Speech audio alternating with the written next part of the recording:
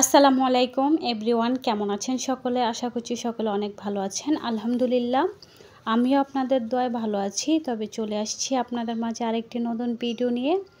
তো এখানে হচ্ছে সকাল থেকে আজকে যা যা করেছি তাই আপনাদের সাথে শেয়ার করলাম।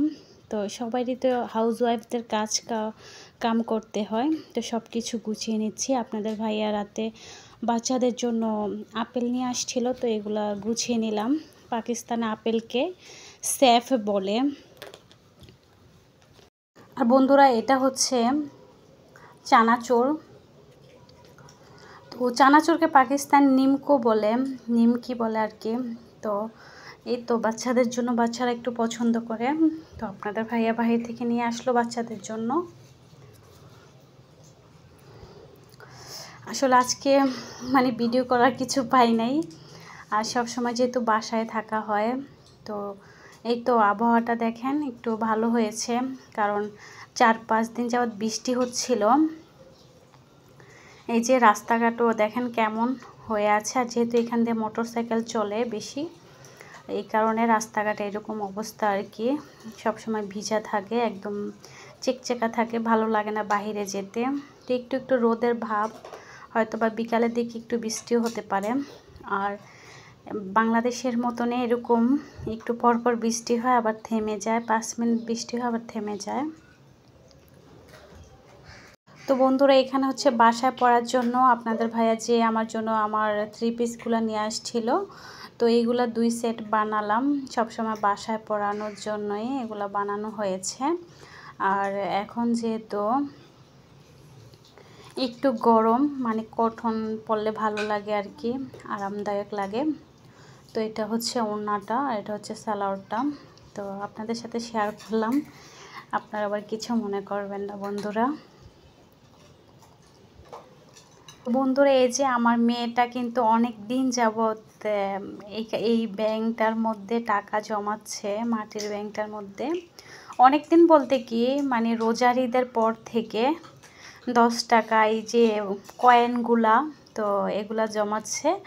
আর আমাকে বলছে ভাঙার জন্য, শুধু ভেঙে দিতাম, ও দেখবে কত টাকা হয়েছে। দেখেন মাশাল্লাহ, অনেকগুলো টাকায় জমানো হয়েছে, 10 টাকা 50 টাকা করে।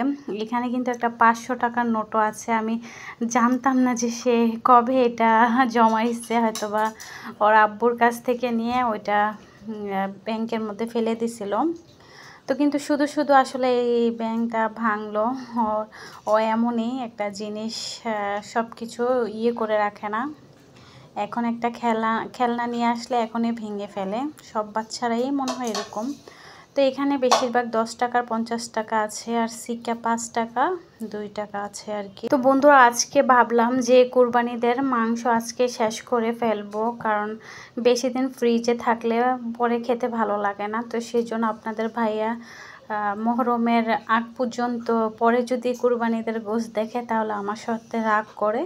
তো সেই জন্য ভাবলাম আজকে এগুলা রান্না করে ফেলবো।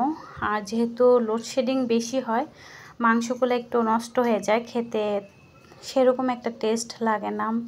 তো এই জন্য রাতে রান্না করে ফেলছি। আর কেমন জানি আজকের মাংসটা কেমন জানি হয়েছে, একটু জানি না। হয়তো বা মাঝে মাঝে সবাই হাতের রাঁধুনিদের একদিন রান্না ভালো হয়, আরেক দিনকার রান্না খারাপ হয়, এটা আমাদের সবার ক্ষেত্রে হয়।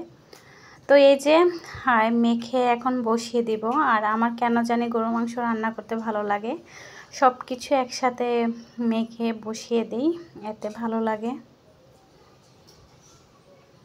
তোরা এই যে মাংসটা কষিয়ে নিচ্ছি, আর দেখতেই পাচ্ছেন মাংসটার কালারটা কেমন জানি হয়ে গিয়েছে ফ্রিজে থাকার কারণে। তো এভাবে ভালোভাবে কষিয়ে নিচ্ছি। আর প্লিজ যারা যারা ভিডিও দেখছেন অবশ্যই লাইক দিয়ে ভিডিওটা কন্টিনিউ দেখে যাবেন।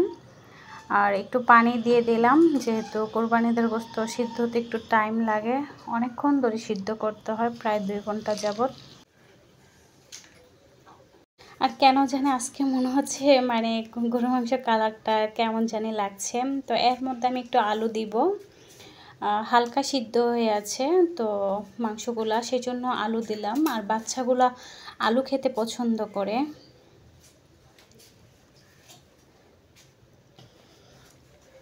বন্ধুরা যারা যারা এই পর্যন্ত আমার ভিডিওটা কন্টিনিউ দেখেছেন সবাইকে অসংখ্য ধন্যবাদ। আপনাদের প্রতি আমি কৃতজ্ঞ থাকব যারা যারা রেগুলার আমার ভিডিও দেখছেন।